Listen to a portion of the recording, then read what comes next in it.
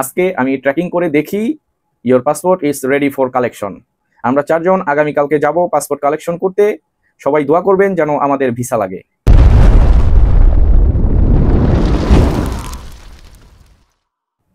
আসসালামু আলাইকুম, আশা করি সবাই ভালো আছেন। আপনাদের মাঝে নতুন আরেকটা ভিডিও আপডেট আকারে নিয়ে আসলাম। সেই আপডেটটা হচ্ছে এমন যে আপনারা সবাই জানেন আমি ইটালির জন্য পাসপোর্ট জমা করেছি 2023 সালের আগস্ট মাসের 29 তারিখে। পরবর্তীতে এখন যখন পাসপোর্ট সবার রিটার্ন দিচ্ছে তখন আমার পাসপোর্টও রিটার্ন দেয়। আমি পাসপোর্ট রিটার্ন আনি, তার 4 দিন পরেই ভিএফএস গ্লোবাল থেকে আমাকে ফোন করে আপনার পাসপোর্ট পুনরায় ভিএফএস গ্লোবাল সেন্টারে জমা করেন।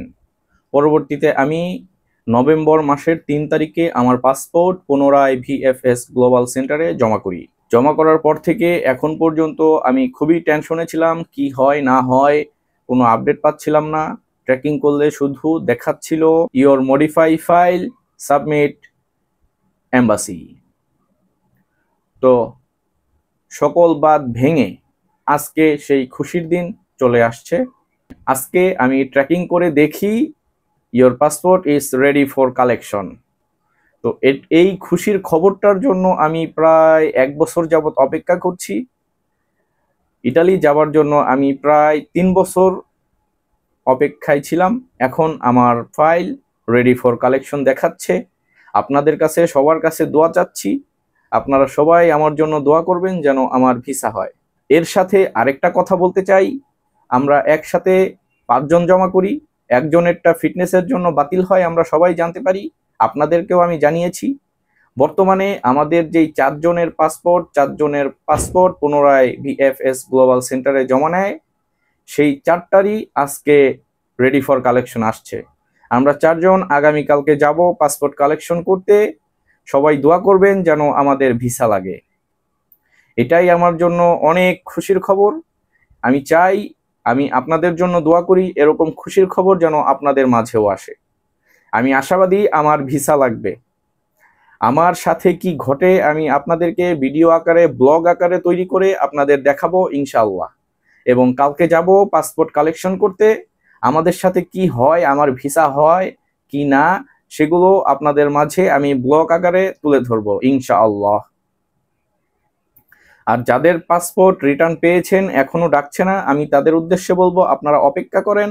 ইনশাআল্লাহ আপনাদের জন্য একটা খুশির খবর সামনে অপেক্ষা করছে। আমি আপনাদের জন্য দোয়া করব, খুব শীঘ্রই আপনারা খুব ভালো একটা ফলাফল পাবেন।